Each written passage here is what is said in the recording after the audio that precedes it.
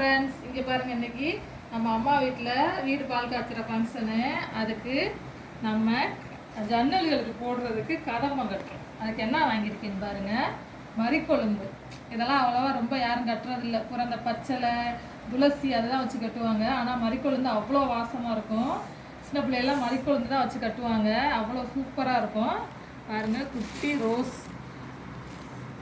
Rose red கலருக்கு. இங்கே பாருங்கள். அடுத்து எல்லோவுக்கு செவந்திப்பூ. இது எல்லோ.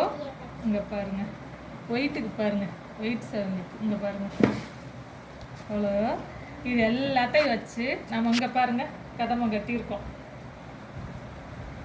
பாருங்கள், கதம்பம் எல்லாம் வச்சு கட்டுறப்ப கலர்ஃபுல்லாக பார்க்குறதுக்கு சூப்பராக இருக்கும் ஃப்ரெண்ட்ஸ்.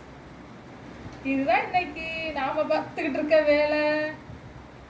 ஓகே ஃப்ரெண்ட்ஸ், நம்மளோட சேனல் மதுரை பாண்டிச்செல்வி சேனலை லைக் பண்ணுங்கள், ஷேர் பண்ணுங்கள், சப்ஸ்கிரைப் பண்ணுங்கள். தேங்க்யூ.